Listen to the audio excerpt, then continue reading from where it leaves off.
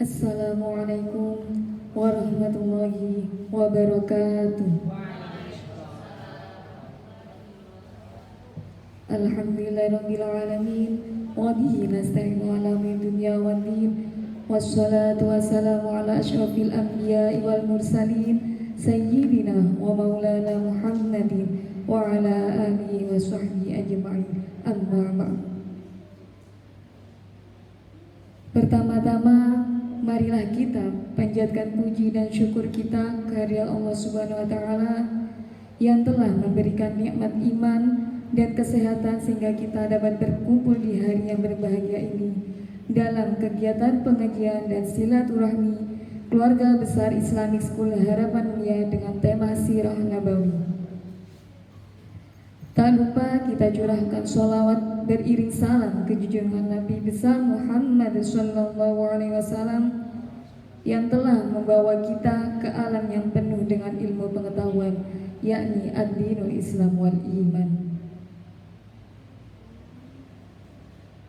Yang kami hormati Ustadz Heri Haryadi LC selaku pemberi tausiah pada hari ini.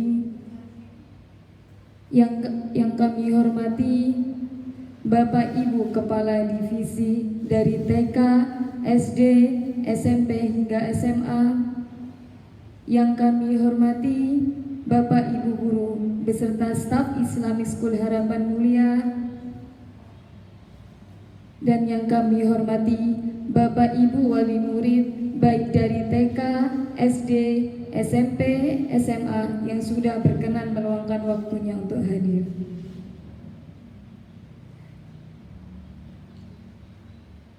Marilah kita buka acara pada hari ini dengan membaca Ummul Quran. Ala hadinya wa lakum ya insyaAllah. Al-Fatihah.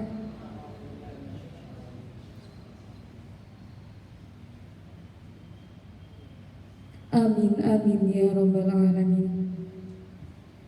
Acara berikutnya adalah acara inti, yaitu tausiah yang akan disampaikan oleh Ustadz Heri Haryadi LC yang bertajuk Sirah Nabawi.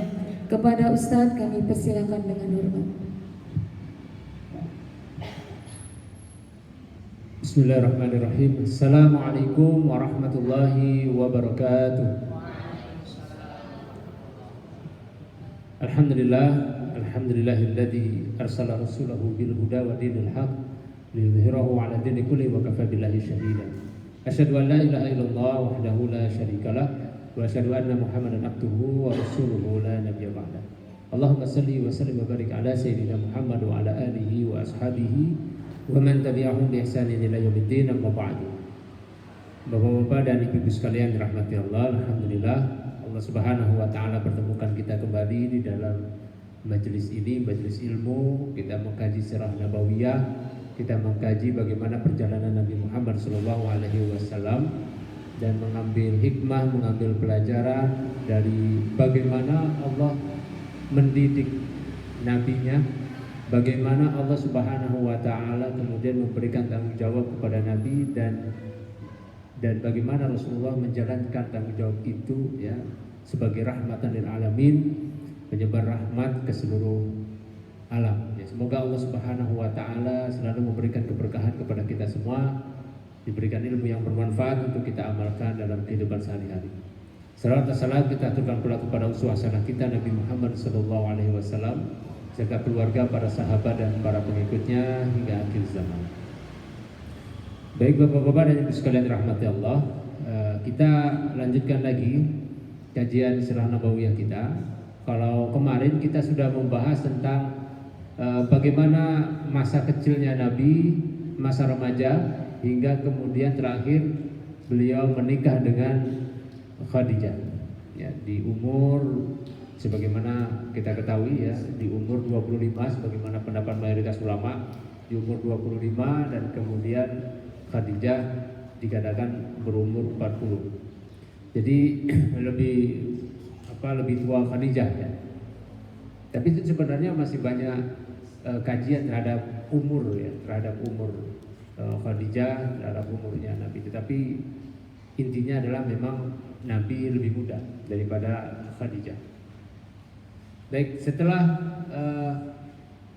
menikah dengan Khadijah, ada rentang 15 tahun sampai pada Rasulullah menerima wahyu pertama. Jadi Rasulullah menerima wahyu pertama itu adalah di umur 40 dan menikahnya di umur 25. Di rentang 15 tahunan itu mereka, jadi Nabi dengan Khadijah itu membina keluarga dan menjalani kehidupan di Mekah sebagai seorang seperti makhluk biasa, manusia biasa gitu ya. Manusia biasa yang nantinya kita akan mengetahui apa hikmah di balik itu semua. Di umur yang 40 tahun, memasuki umur 40 tahun, Nabi Shallallahu Alaihi Wasallam itu sudah mulai gelisah, sudah mulai merasa bahwa masyarakatnya atau umatnya ini semakin keluar atau menyimpang dari jalan yang benar. Tapi Nabi itu pada saat itu tidak memiliki solusi. Ya, bagaimana solusinya? Sehingga nanti saya akan juga bacakan bahwa Aisyah radhiyallahu an ketika nanti sudah menjadi istrinya Nabi, ya, dia akan bercerita tentang masa lalu, kemudian mengatakan bahwa Nabi Shallallahu Alaihi Wasallam itu pertama kali mendapatkan wahyu itu berupa mimpi yang benar. Mimpi yang benar, Rasulullah selalu bermimpi tentang melihat cahaya yang terang seperti melihat cahaya di pagi hari. Dan sejak itulah kemudian Allah Subhanahu wa taala menjadikannya suka uzlah, suka menyendiri. Maka di pagi hari ini kita coba membahas tentang fase-fase atau keadaan bagaimana Rasulullah SAW ketika menerima wahyu pertama. Yang pertama adalah tentang di Gua Hira. Ya, jadi Rasulullah SAW itu selalu uzlah. Jadi banyak nih bahasanya, ada uzlah, ada ikhtila atau berkhalwat, sama aja semuanya itu. Ya, kalau uzlah itu biasanya digunakan untuk orang yang menyendiri, ya, menghindari keramaian, yang keramaian itu memberikan dampak buruk bagi dia, itu uzlah. Kalau ikhtila itu sama dengan khalwat. Ini kalau sekarang khalwat agak negatif ya bahasanya. Jangan berkhalwat gitu. Biasanya khalwat negatif. Tapi sebenarnya khalwat itu dari kata khala. Khala itu artinya menyepi. Ya. Makanya kalau toilet bahasa Arab itu khala katanya. Padahal khala itu asal usulnya kata khala itu menjadi toilet. Karena kalau orang-orang Mekah pada saat itu mau buang air besar atau mau buang air kecil di dalam perjalanan, itu dia akan mencari tempat yang jauh dari keramaian di padang pasir itu. Jadi itu disebut dengan khala, dia menyendiri, dan tempat menyendirinya itu disebut khala gitu. Dan akhirnya jadilah toilet itu, karena toilet itu menyendiri di situ ya untuk buang air. Itu kata khala. Tetapi khalwat kemudian ya diartikan sebagai menyendiri. Rasulullah SAW itu melakukan pengasingan diri lah di Gua Hira. Nah disinilah sebenarnya sebagaimana hadis Aisyah radhiyallahu an, di sana disebutkan bahwa Allah Subhanahu wa taala membuat Rasulullah itu suka menyendiri. Jadi Allah yang membuat inisiatif ya di dalam diri Rasulullah. Jadi Allah itu membuat bagaimana Rasul ini suka menyendiri. Jadi suka menyendirinya itu bukan hobi juga bukan, tapi karena ingin bertafakur, ingin bermuhasabah, ingin mencari jalan keluar terhadap permasalahan umat. Karena kita kemarin kan sudah bahas tentang bagaimana tradisi-tradisi jahiliyah yang sebenarnya sangat membingungkan dan tidak sesuai dengan fitrah. Kegelisahan itulah makanya kalau ada orang-orang yang diberikan oleh Allah Subhanahu wa taala jalan yang lurus, hidayah, dia akan mulai gelisah. Diawali dengan kegelisahan. Ya, kenapa? Misalnya dia akan bertanya kenapa hidup saya kok begini terus, gitu misalnya. Itu salah satu tanda tuh. Berarti Allah Subhanahu wa taala sudah memberikan kegelisahan.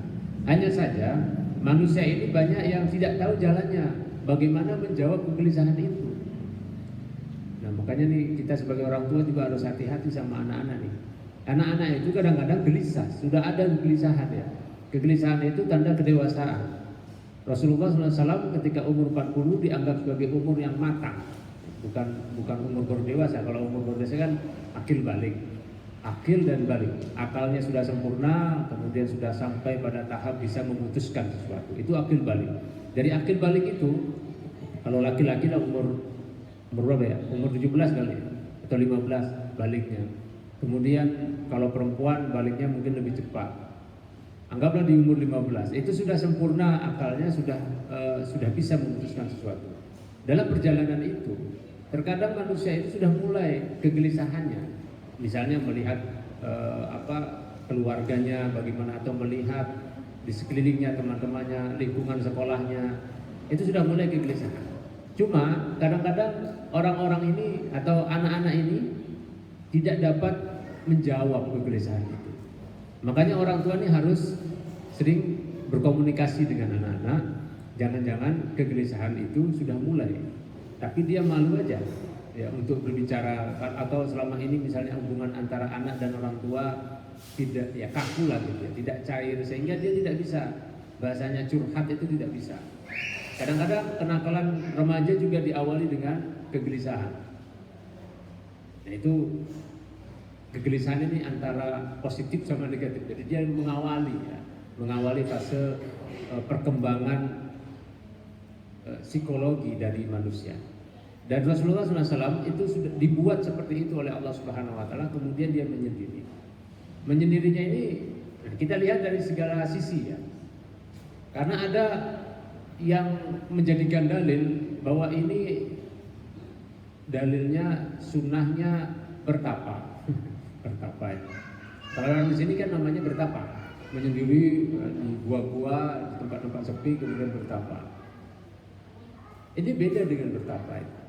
Kalau bertapa itu adalah ritual, sebuah ritual ya. Saya katakan begitu karena nanti ada harus begini, meninggalkan begini. Kalau Rasulullah ini murni bertafakur. Kalau mau disederhanakan lagi, kita semua itu bisa beruzlah dan bisa bertafakur. Karena ini penting. Ketika Rasulullah melakukan itu, atau setidaknya Allah Subhanahu Wa Taala membuat Rasulullah melakukan itu berarti baik. Dan itu berarti juga bisa kita tiru. Cuma tidak perlu ke Gua Hiro, istilahnya, ya, kejauhan, ongkosnya mahal. Tidak perlu ke Gua Hiro, atau nggak perlu ke gua-gua di sekitar kita, tidak perlu. Uzlah itu atau bertafakur itu perlu untuk kita jadwal. Kalau sederhananya, uzlahnya kita itu adalah sepertiga malam. Kalau ibu-ibu ini misalnya dari pagi sampai malam, itu biasanya dengan keramaian, dengan anak-anak dan segala macamnya. Kalau ketemu suami misalnya curhat dengan suami. Tetapi sesekali kita perlu untuk berdialog dengan diri sendiri. Ya. Kalau kata mama sekarang tuh, kadang-kadang saya dapat curhatan tuh supaya waras Ustaz gitu. Supaya waras. Tapi warasnya itu ya dilampiaskan di luar. Ya, dengan makan-makan sama teman-teman, ya, healing-healing, jalan-jalan sama teman-teman gitu. Tapi itu sebenarnya tidak mengobati. Ya, tidak mengobati. Karena itu hanya sementara saja. Ya contohnya makan-makan kemana gitu, ngobrol sama teman-teman. Ya memang sementara enjoy, hilang kepenatan dan segala gitu. Pulang-pulang ngecek dompet habis, pusing lagi. Karena itu bukan obatnya. Obatnya itu adalah yaitu tadi beruzlah. Beruzlah atau menyendiri, kita menepi. Ya, menepi itu tidak perlu menepi tempat, tetapi tempatnya tetap di rumah. Cuma cari waktu-waktu di mana kita menyendiri sendiri saja begitu, tidak diganggu oleh tangisan anak, tidak diganggu oleh suami. Jadi kita benar-benar menyendiri dengan Allah Subhanahu Wa Taala. Nah itu tepatnya adalah sepertiga malam terakhir. Itu Allah Subhanahu Wa Taala sudah buat seperti itu. Ya, sudah menjadikan, dan uzlah ini nanti akan dijadikan kebiasaan oleh Rasulullah SAW. Maka tidak pernah Rasulullah meninggalkan tahajudnya, tidak pernah meninggalkan sholat malamnya. Karena di sholat malam itulah jadi kekuatan, dia menjadi satu sumber muhasabah. Di dalam uzlah itu kita bisa bermuhasabah, kita bisa bertafakur. Setiap, coba diperhatikan sejarah-sejarah orang-orang besar, sejarah orang-orang besar atau sejarah ya pendiri-pendiri agama atau pendiri-pendiri keyakinan dan segala macam. Itu semuanya diawali dengan menyendiri. Karena itu model adalah bermuhasabah. Dia melihat bagaimana orang-orang sekitar. Karena kan direkam. Kita itu kan merekam kondisi masyarakat kita merekam bagaimana kondisi keluarga kita merekam. Ketika kita menyendiri, rekaman itu diputar ulang. Kita ulang, kemudian sekolah, kondisi anak, semuanya diputar ulang. Nah, barulah muncul mana yang benar-benar menjadi masalah, mana yang sebenarnya bukan masalah tapi kita jadikan masalah. Itu ada ketika menyendiri. Dan ketika sendiri, kita itu memang diajarkan oleh Allah Subhanahu wa Ta'ala untuk tidak bergantung kepada siapapun. Ketika kita sendiri, kita nggak bisa ngomong sama orang, nggak bisa. Maka kita nanti munculnya curhatnya adalah sama Allah Subhanahu wa Ta'ala. Kita akan ngomong sendiri, Bang, bahasanya begitu, ngomong sendiri.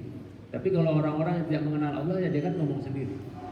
Tapi kalau dia mengenal Allah, maka dia akan berdialog dengan Allah Subhanahu wa Ta'ala. Dan disinilah pentingnya. Disinilah pentingnya untuk kita berusaha memberikan sedikit waktu untuk menyendiri itu. Atau mungkin tidak bisa sepertiga malam terakhir karena sudah capek di siang hari. Kalau misalnya ada waktu di waktu duha atau suami kerja, anak-anak tidur, itulah waktu untuk menyendiri. Jangan digunakan, jangan dihabiskan waktunya untuk scroll media sosial, ya, atau ngobrol di WhatsApp atau bagaimana. Tapi cobalah, misalnya nggak tidur, tapi anak-anak sudah tidur, suami sudah kerja, dia tinggal sendiri saja. Ya. Maka dicobalah untuk gunakan waktu itu sebagai waktu bermuhasabah. Ya, rekaman yang sudah kita simpan itu diputar ulang. Kok bisa sampai pada tahap ini? Bagaimana? Nah, disitulah nanti kita akan mendapatkan manfaatnya. Nah, uzlah ini juga adalah salah satu obat dari penyakit hati, sombong, ujub, dengki. Kalau kita mau ngetes seikhlas apa kita, maka kita harus sering sholat yang sendiri. Ya, bukan berarti sholat jamaahnya sendiri kan. Jadi sholat sendiri artinya sholat sunnah. Nah itu tadi, ketika kita sholat, kalau sholat fardu sudah merupakan kewajiban kita, tidak ada yang bisa kita banggakan karena itu memang kewajiban. Maka kita membanggakan sesuatu yang memang sudah wajib kita lakukan, kan enggak? Tapi kalau sholat sunnah, apalagi sholat tahajud, itu tidak ada orang yang tahu.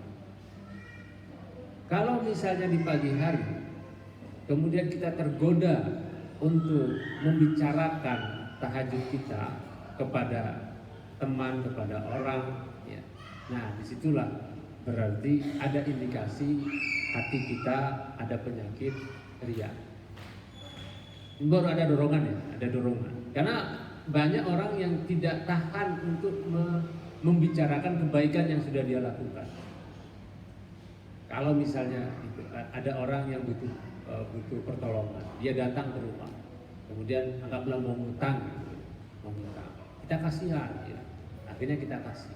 Kan yang tahu adalah diri kita, berdua itu saja, tentunya sama Allah Subhanahu wa Ta'ala. Nggak ada yang tahu. Tapi kemudian ada godaan untuk membicarakan itu. Akhirnya ketika ketemu teman tadi loh, si fulana datang atau si fulan datang ke sini curhat sama saya, akhirnya saya bantu. Nah itu kan ngomong, padahal temannya tadi juga nggak mau tahu juga. Cuma akhirnya ada dorongan untuk bicarakan itu. Nah itu indikator ada penyakit riya. Caranya untuk menghilangkan penyakit riya itu adalah banyak-banyak beramal tanpa harus diketahui oleh orang. Jadi banyak sekali. Saya sering misalnya ketika berbicara tentang keutamaan tahajud gitu ya, keutamaan itu sudah ngomong keutamaan itu. Ada tuh yang Ustaz, selama ini saya dia bertanya, tetapi kemudian bercerita tentang pengalamannya. Selama ini saya tahajud gitu. Wah, ini padahal tidak ada hubungannya juga dengan pertanyaannya, tapi dia bercerita seperti itu. Itu bahaya tuh. Ya itu bahaya. Jangan sampai seperti itu.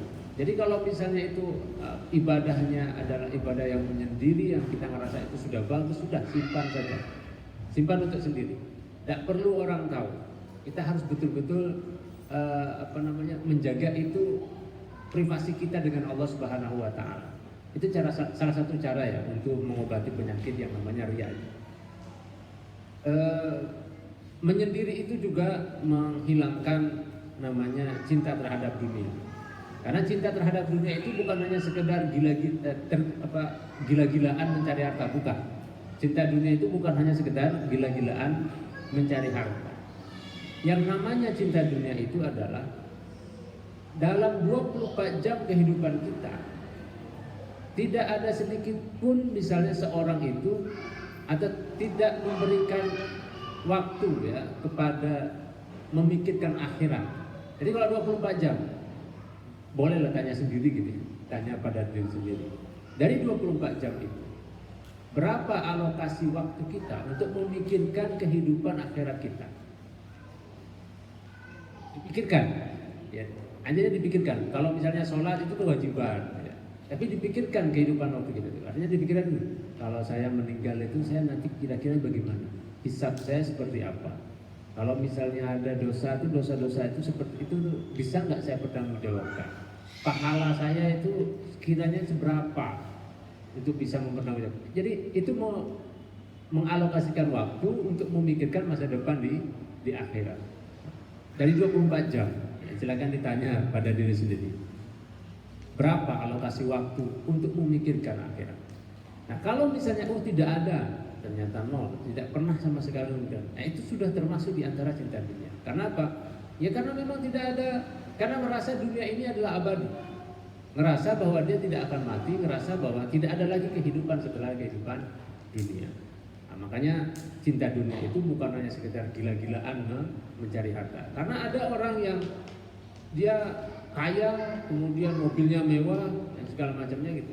Terlihat cinta dunia, tapi sebenarnya pikirannya semuanya akhirat. Ada yang seperti itu.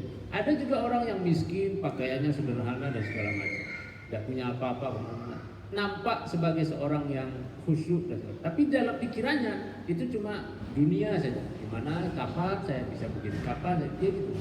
Jadi wajahnya gelisah itu gelisah karena tidak memiliki di dunia ini. Ada yang begitu juga. Makanya saya dulu pernah, saya bisa mengatakan begitu karena saya pernah mengalami sedikit cerita. Di waktu di mahasiswa dulu, saya selalu dihampiri sama seseorang. Seorang itu lusuh, pakainya lusuh, cuma pakai gamis gitu. Gamisnya sederhana lah. Saya tidak mengira bahwa dia itu tinggalnya juga di dekat kos-kosan kita. Jadi kita mahasiswa ini ngompok gitu. Datang dia, nanya bagaimana kesehatannya, bagaimana ngampusnya dan segala macam. Ini orang ngapain? Akhirnya dia ngajak berpikir. Kita lagi nongkrong begitu, dia ngajak berpikir. Dia ngajak berpikir gimana ya, nanti kalau di akhirat kelak gimana ya. Dia nanya begitu, nanya sama kita, karena dia tahu kita ini kuliahan yang jurusannya memang agama. Jadi dia nanya. Nah setelah lama, selalu begitu, setelah ketemu dia pasti nanya-nanya tentang permasalahan agama. Dia bilang, pokoknya kalau di masjid kumpul begitu, dia yang paling sederhana, kemudian sering membantu takmir segala macam. Kita nggak tahu rumahnya di mana. Tiba-tiba ketika kita jalan kaki ke kampus, tiba-tiba kita dibel sama mobil sedan mewah lah mobil itu. Siapa gitu? Buka kaca, ternyata dia itu. Ternyata dia itu bos perusahaan. Ayo ikut katanya. Kita bengong gini. Biasanya kita makan di warung kopi, kok sekarang dia nyapa bawa mobil. Artinya kadang-kadang ya itu. Jadi kita tidak bisa melihat seseorang atau menghakimi seseorang dari penampilannya. Jadi kalau sehari-hari ternyata memang gitu, dia cuma pakai gamis, pakai peci, udah begitu aja setiap hari. Tapi kalau dari pagi, dia pakai jas ke kantor. Nah itu luar biasa. Nah ini supaya ya memang kadang-kadang kita harus begitu supaya menghilangkan kesombongan di dalam diri kita. Ini uzlah. Jadi Allah Subhanahu wa taala membuat Rasulullah menyukai uzlah itu supaya penyakit hatinya juga hilang. Melatih diri Rasulullah supaya kuat ya. Karena kekuatan spiritual itu yang paling utama. Ya, kekuatan spiritual. Jadi contohnya begini. Kekuatan spiritual itu maksudnya keikhlasan, mahabbah, cinta, kemudian rasa takut, itu kekuatan spiritual. Sekarang begini, kalau seandainya seseorang itu sholat zuhur, misalnya anak kecil nih, atau yang mumayyiz yang sudah bisa berpikir, dia sholat ya, karena perintah Allah. Dia cuma sholat ya karena ini kewajiban saya.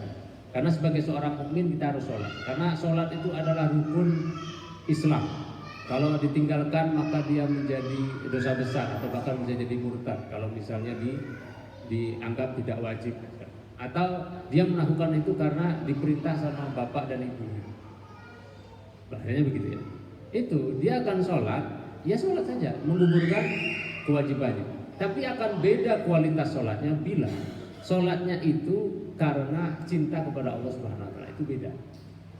Kualitas sholatnya akan beda. Jadi kekuatan spiritual itu akan membedakan kualitas ibadah seseorang. Kekuatan spiritual itu. Orang bersedekah kalau cuma untuk karena dia melihat keutamaan kalau orang bersedekah nanti dilipat gandakan sedekahnya, apa hartanya. Dia sedekahlah untuk keutamaan itu.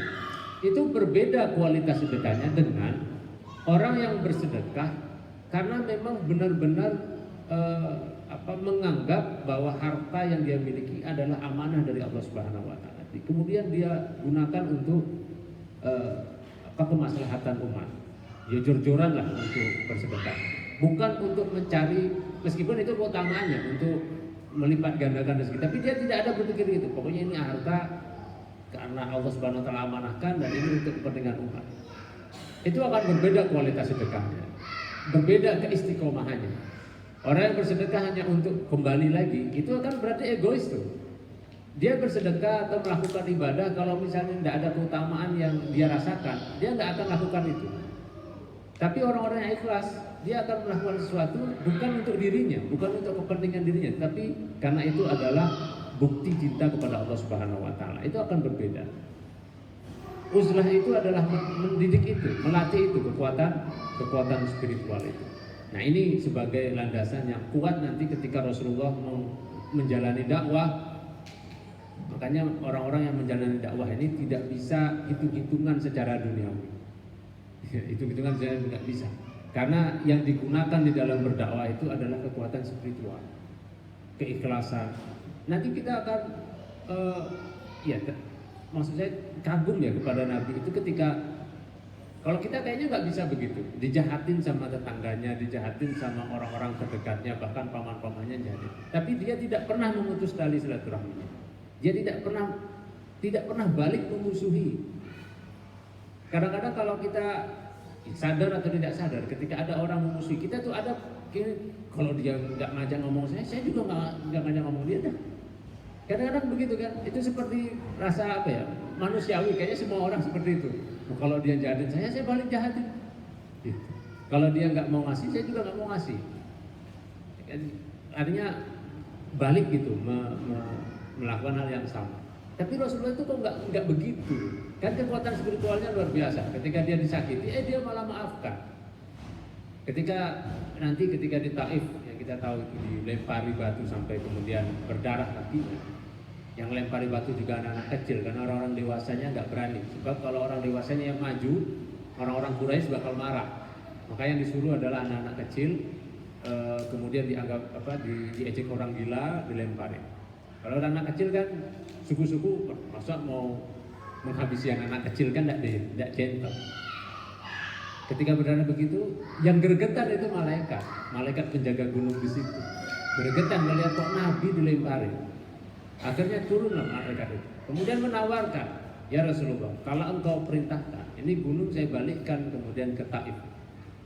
Hancur lebur ke Taif. Tapi kemudian Rasulullah mengatakan, oh jangan. Mereka itu kaum yang tidak tahu. Mereka hanya nggak tahu saja. Ya saya berharap nanti dari anak-anaknya, keturunannya lah, nanti mereka akan membela Islam. Itu kan sangat luar biasa doa itu. Ketika disakiti, justru harapannya itu adalah positif. Ya cobalah kita nanti putar rekaman kita ya, ketika kita mungkin pernah disakiti orang itu kita doanya apa gitu. Doanya paling semoga miskin gitu. Semoga tabrakan gitu. Kejum-kejum doa kita kalau disakiti ya. Nggak pernah misalnya kalau disakiti ya semoga dapat hidayah gitu. Dapat hidayah. Itu sulit itu karena apalagi sakit hati gitu ya. Betul-betul sakit hati itu luar biasa. Nabi itu bisa begitu. Ini adalah kekuatan spiritual yang luar biasa. Nah setelah itu sudah beberapa hari di Gua Hira itu barulah bahkan dalam beberapa riwayat itu kadang-kadang Rasulullah itu 1 minggu ya sudah 1 minggu di Gua Hira itu turun ambil perbekalan dikasih bekal sama istrinya naik lagi berapa hari lagi begitu. Kalau ditanya terus Rasulullah nggak nyari nafkah? Inilah saya katakan di 15 dari 25 sampai 40 itu masa-masa di mana Rasulullah kaya. Bukan hanya sekedar Khadijahnya yang kaya, tetapi memang bisnisnya itu sudah pada tahap ajek gitu ya. Kalau ajek itu gimana? Sudah menjadi passive income ya. Buat tinggal duduk-duduk aja lah. Pokoknya tinggal duduk-duduk aja dagangan itu dititipkan punya pegawai segala macam. Jadi kalau misalnya kita punya ambisi untuk saya punya perusahaan begini-begini, intinya adalah bukan untuk kayanya, tetapi ketika kita sudah free, maka itu sebenarnya bukti bahwa Allah Subhanahu wa taala sudah menyuruh kita untuk fokus sama agamamu. Fokus sama agamamu. Tapi kalau misalnya kita belum bisa sampai pada tahap itu, maka kita bekerja itulah ibadah kita. Itu level kita. Tapi kalau ada orang yang sudah ya kerjanya ya duduk tanda tangan, ya, duit setiap bulan sudah ada, bahkan 7 turunan habis-habis. Nah itu kalau tidak disibukkan dengan agama itu rugi besar. Itu rugi besar. Ya. Jadi di umur-umur itu ya sudah Rasulullah itu yang kaya raya. Makanya bagaimana orang kaya meneladani Rasulullah di umur-umur ini. Artinya ketika membaca sirah di umur-umur seperti ini. Jadi Rasulullah itu sudah mengalami semua fase kehidupan. Miskin sudah, kaya sudah, nanti miskin lagi. Sudah kaya itu miskin lagi. Kemudian masa mudanya dilewati seperti apa sudah. Semuanya sudah. Jadi setiap orang yang akan meneladani Rasulullah itu ada. Menjadi panglima perang, nanti jadi panglima perang. Ketika menjadi pasukan, ya jadi pernah jadi pasukan ya. Ketika kemarin kita bahas, ketika belum jadi masih muda, ikut di dalam perang Fijar. Ya dia ngambil panah, jadi berani. Mau jadi misalnya pemimpin negara, nanti diberikan contohnya ketika sudah ada di Madinah. Sebagai seorang suami apalagi, seorang kakek apalagi, semuanya. Jadi apapun keteladanan yang ingin diambil dari pribadi Rasulullah itu semua ada. Yang penting kita jeli untuk mempelajarinya. Kemudian ketika sudah lama barulah dikagetkan dengan hadirnya malaikat Jibril, Ruhul Kudus, roh yang suci. Kemudian hadir di situ ya, menyuruh Rasulullah untuk ikra, bacalah. Bingung. Rasulullah kaget, ya kan, siapa? Sudah lama menjadi kok baru ada gitu ya. Disuruhnya ikra, disuruh membaca. Padahal dirinya nggak bisa baca, makanya ma'ana biqari. Saya nggak bisa baca atau apa yang harus saya baca? Ikra. Jadi malaikat Jibril kemudian memeluk, jadi mendekap gitu sampai Rasulullah merasakan sesak. Baru dilepas. Baru ikra, mana biqari?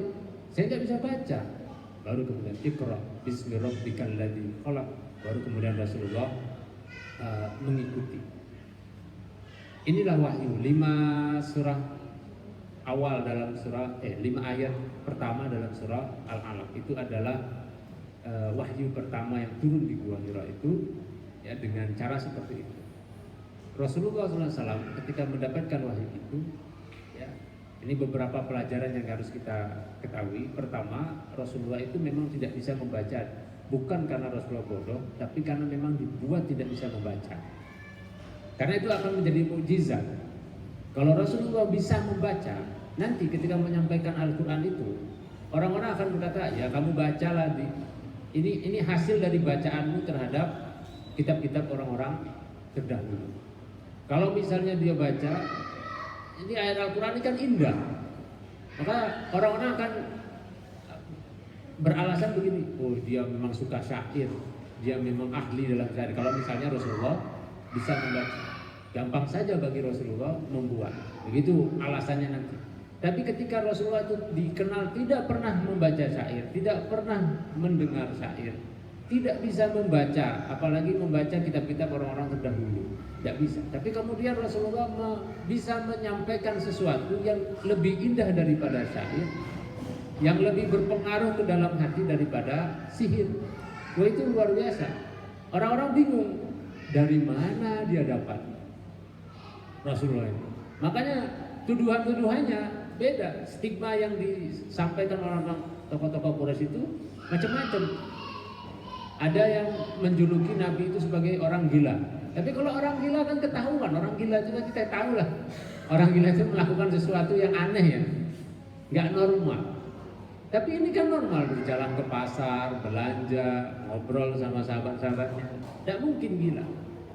Terus dia katakan sebagai penyihir. Apa yang disampaikan dia itu adalah sihir, jangan didengar.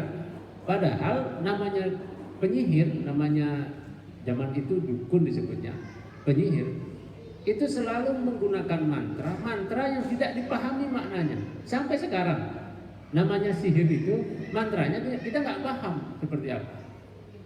Simsalabim itu sampai sekarang nggak tahu itu artinya apa. Abrakadabra gitu. Apa nih, bahasa mana gitu kan? Kan itu kan sihir-sihir, nggak tahu kita. Ya karena memang perbedaan antara wahyu sama mantra itu adalah, kalau mantra itu mantranya penyihir dan dukun itu nggak dipahami, ya nggak dipahami. Sedangkan apa yang disampaikan Rasulullah sangat paham karena berbahasa Arab dan itu bahasa mereka. Jadi nggak mungkin ini kan. Kalau dibilang syair gitu, para penyairnya itu, para penyair itu tahu betul ini bukan syair, ini bukan buatan manusia, tahu betul. Ya samalah dengan penyihirnya Fir'aun itu ketika berhadapan dengan Nabi Musa, dari tali dia rubah, disihir jadi ular-ular kecil untuk menakut-nakuti Musa. Sebenarnya Nabi Musa itu agak takut juga, karena dia cuma disuruh menghadap Musa, tapi nggak tahu, nggak bawa apa-apa, prajurit nggak bawa. Coba bayangin saja, dia seseorang lemah, punya kasus di masa lalu, dan Nabi Musa itu punya kasus, pernah mukulin orang sampai mati. Terus diperintahkan oleh Allah menghadap Fir'aun. Fir'aun itu punya tentara kejam, bisa melakukan apa saja. Kalau mau di sana diperintahkan bunuh Musa, bunuh. Tapi perintahnya pokoknya datang saja, dengan perkataan yang lemah lembut lagi. Qaulan layyinan. Akhirnya di sana memberikan menyampaikan risalahnya, disuruhlah penyihir itu berhadapan dengan Nabi Musa. Itu tali jadi ular-ular kecil. Wah, takut. Tapi kemudian langsung diperintahkan oleh Allah Subhanahu wa taala, itu lempar tongkat. Dia nggak tahu tongkat itu bisa jadi ular, nggak tahu. Dilempar aja, itu jadi ular besar. Dari ular yang besar itu makan ular-ular yang kecil. Yang pertama kali tersadar adalah para penyihir itu. Wah, kalau sihir itu nggak mungkin bisa makan seperti ini, karena itu hanya ilusi mata. Itu ular kecil-kecil itu tetap tali aja, cuma mata kita yang melihatnya ular. Tapi dia nggak akan mungkin bisa matok, nggak mungkin bisa makan yang lain.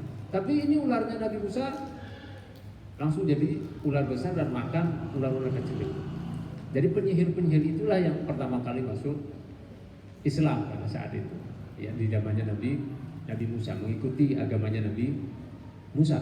Karena dia tahu ini bukan sihir, ini adalah betul-betul dari Allah Subhanahu wa taala. Ya, balik lagi ketika mendapatkan wahyu itu, kemudian Rasulullah SAW turun ke bawah, ya, menggigil, khawatir, dia mendatangi istrinya. Nah, ini nanti kita akan mengetahui bagaimana dukungan istrinya. Khadijah ini tidak akan tergantikan oleh istri-istri yang manapun nantinya. Ya. Jadi ketika Zamiluni, jadi Rasulullah masuk kamar berkeringat, ya, kemudian selimuti aku, diselimuti oleh Khadijah. Saya pernah cerita ya, jadi Khadijah itu kenapa menjadi spesial? Karena Khadijah ini menempati di hatinya Rasulullah itu pertama sebagai sosok ibu yang Rasulullah ingat, Rasulullah itu bersama ibunya hanya sebentar saja. Jadi sampai dewasa sebenarnya tidak ada sosok ibu yang pengganti sosok ibu itu nggak ada. Jadi Khadijah itu mampu untuk itu menggantikan sosok ibu. Ya, kerinduan terhadap ibu itu ada dalam pribadinya Khadijah. Kemudian menjadi istri, jadi bisa. Perempuan itu susah untuk bisa jadi dua ini, dan tidak akan ditemukan lagi setelah Khadijah. Jadi kan menjadi sosok ibu, satu sisi menjadi sosok ibu. Kalau sosok ibu itu kan ya kita tahu lah, ibu kalau sama anaknya itu begitu. Sama kalau jadi istri kepada suami itu taat. Kalau bahasa saya begitu. Kalau menjadi ibu itu di atasnya laki-laki kan. Jadi nanti suami itu tempat bernaungnya tuh ibu, pokoknya ke ibu lah. Tapi istri kalau di atas posisinya itu kadang-kadang mendominasi. Laki-laki gak suka didominasi, apalagi jadi kepala keluarga didominasi oleh istri. Baik, harga dirinya hilang. Makanya Khadijah ini pintar menempati posisi. Kapan dia harus berlaku seperti ibu, kapan dia harus berlaku seperti istri. Padahal yang punya harta Khadijah, tapi Rasulullah tidak pernah merasa didominasi oleh Khadijah. Inilah perbedaannya ketika nanti Khadijah meninggal. Kemudian Rasulullah ingin menikahi seseorang yang sosoknya hampir sama, artinya lebih tua, janda juga, yaitu saya lupa istri yang kedua ya. Padahal sering saya sebut. Ya istri kedua tuh sudah tua. Ada yang masih ingat siapa namanya? Hah? Siapa? istri keduanya sebelum menikahi Aisyah itu ada sudah tua,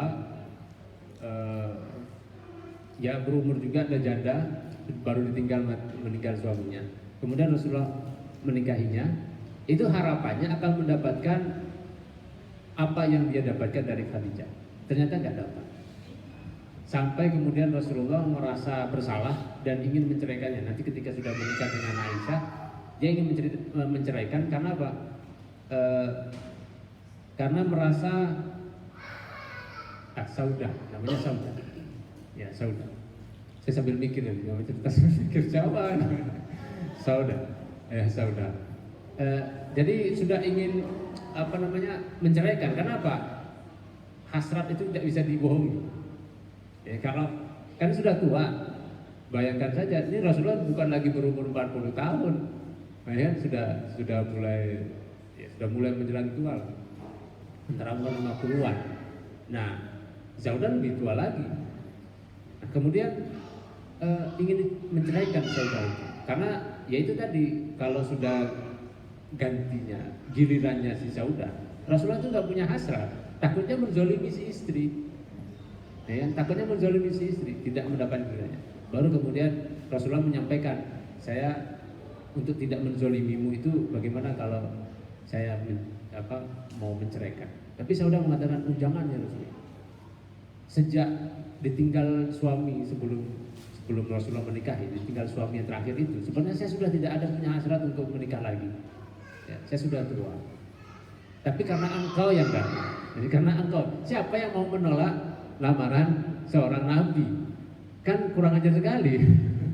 Seorang nabi melamar kemudian ditolak gitu. Wih, itu kelasnya luar biasa itu kan. Raja saja zaman itu, raja kalau sudah ngelamar ya sudah, mau nggak mau ya harus ngasih kan gitu, meskipun nggak suka. Ini nabi, selain bukan terpaksa juga, ini bahagianya luar biasa dipinang oleh seorang nabi. Makanya kata Saudah, karena engkau yang datang, siapa yang bisa menolakmu? Maka saat ini pertahankanlah aku. Saya hanya ingin ketika saya nanti dibangkitkan di yaumil akhir nanti, saya dipanggil sebagai istrimu atau ummul mukminin. Itu aja yang dia inginkan. Dia ingin gelar itu disebutkan nanti oleh Allah Subhanahu wa Ta'ala. Maka giliran malam saya itu saya sedekahkan saja buat Aisyah. Makanya Aisyah itu sama istri-istri yang lain itu rival semua. Jadi rival semuanya, ya kecuali Saudah, karena Saudah ini dianggap ibunya sendiri, dan Saudah juga menganggap Aisyah sebagai anaknya sendiri. Tidak bisa, tidak ada yang menggantikan Khadijah. Bahkan Aisyah pun tidak bisa menggantikan Khadijah. Maka ketika Rasulullah mengatakan, aduh saya khawatir ini yang datang takutnya jin gitu, takutnya setan. Maka ini saya kutip perkataannya Khadijah. Tidak demi Allah, ya wallahi katanya, la wallahi. Allah sama sekali tidak akan menghinakanmu karena engkau suka menyambung tali persaudaraan, ikut membawakan beban orang lain, memberi makan orang miskin, menjamu tamu, dan menolong orang yang menegakkan kebenaran. Ini testimoni seorang istri. Jadi Khadijah itu hanya satu-satunya istri Nabi Khadijah itu yang dinikahi oleh Rasulullah tidak dalam statusnya sebagai seorang Rasul. Jadi statusnya ketika menikahi Khadijah itu masih manusia, betul-betul bukan yang spesial di hadapan manusia yang lain gitu kan. 15 tahun bersama Khadijah itu testimoninya ini. Ada yang menikah sudah 30 tahun sini? Ya kan? Ketika ditanya bagaimana suamimu? Testimoninya ibu-ibu bagaimana? Jadi yang paling tahu karakter pasangan itu adalah pasangan ini. Ya. Kalau misalnya kita ketemu sama teman ini, ibu-ibu misalnya tahunya saya, dia ustaz dan segala macam, lain-lain pikirannya, baik-baik semuanya, karena nggak tahu, kita nggak 24 jam bersama. Tapi istri saya yang paling tahu saya itu seperti apa, karena 24 jam. Makanya kalau misalnya pengen tahu bagaimana karakter seseorang, ya tanya keluarganya, tanya istrinya, atau tanya suaminya, itulah yang paling tahu. Dan ini testimoni seorang istri selama 15 tahun membina rumah tangga, ternyata positif semua, ya. Dan Khadijah mengatakan, ya saya harapnya engkau memang benar-benar Nabi. Kemudian diajaklah ke Waraqah. Waraqah itu sepupunya Khadijah. Waraqah ini ahli kitab, orang Arab, pandai di dalam kitab. Dia menulis Injil itu dalam bahasa Ibrani nantinya oleh Waraqah ini.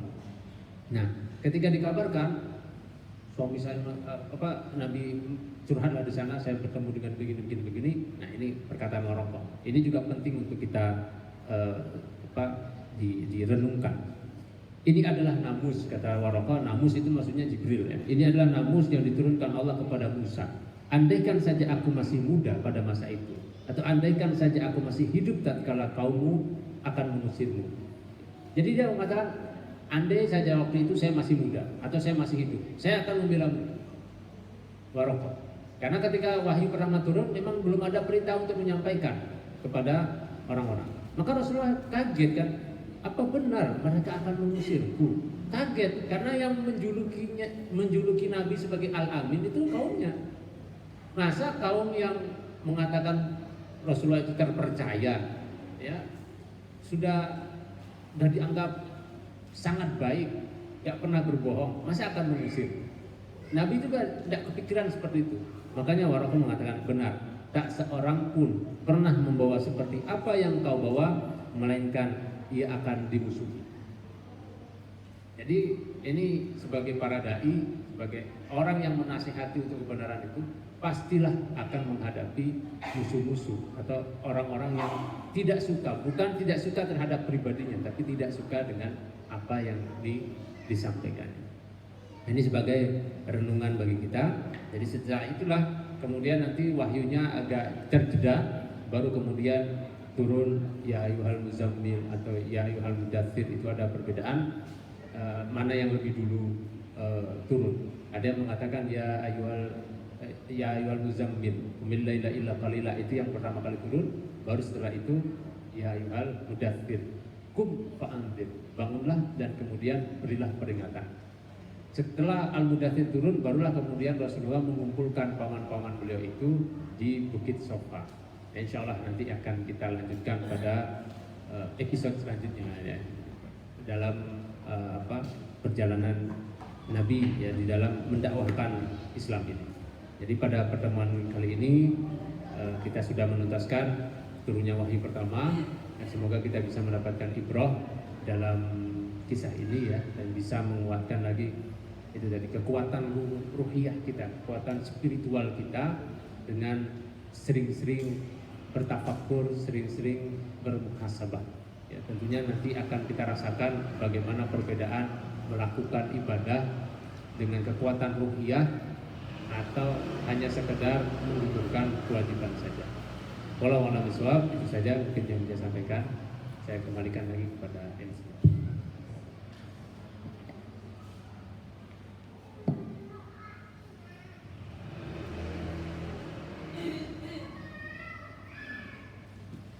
Terima kasih kami sampaikan kepada Ustadz Heri Haryadi LC.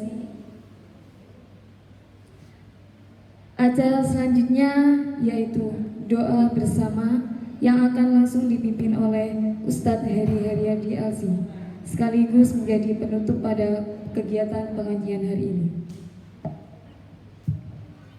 Baik, Bapak-bapak dan Ibu sekalian rahmati Allah, marilah kita berdoa kepada Allah Subhanahu wa taala, semoga Allah kuatkan kita, diberikan kekuatan untuk kita beristiqomah menjalankan ketaatan kepada Allah Subhanahu wa taala hingga Allah wafatkan kita dalam keadaan husnul khatimah. A'udzubillahi minasyaitonirrajim. Bismillahirrahmanirrahim. Alhamdulillahi hamdan yuwafi ni'amahu wa yukafi'u mazidah. Ya Rabbana lakal hamdu kama yanbaghi li jalali wajhikal karimi wa 'azimi sultanik. Allahumma salli ala sayyidina Muhammad wa ala ali sayyidina Muhammad. Allahumma ighfir lil mu'minina wal mu'minat wal muslimina wal muslimat al ahya'i minhum wal amwat innaka sami'un qaribun mujibud da'awati ya qadiyal hajat. Rabbana zalamna anfusana wa illam taghfir lana wa tarhamna lanakunanna minal khasirin. Allahumma a'inna ala dzikrika wa syukrika wa husni ibadatik. Allahumma inna nas'aluka al-huda wat-tuqa wal-'afafa wal-ghina. Allahumma aslih lana dinana alladhi wa ismatu amrina wa aslih lana dunyana allati fiha ma'ashuna wa aslih lana akhiratana allati ilaiha ma'aluna waj'alil hayata ziyadatan lana fi kulli khair waj'alil mauta rahatan lana min kulli syarr. Rabbana hab lana min azwajina wa dhurriyyatina qurrata a'yun waj'alna lil muttaqina imama. Rabbana la tuzigh qulubana ba'da idh hadaytana wa hab lana min ladunka rahmah innaka antal wahhab. Rabbana atina fid dunya hasanah wa fil akhirati hasanah wa qina adzabannar. Subhana rabbika rabbil izzati amma yasifun wassalamun alal mursalin walhamdulillahi rabbil alamin.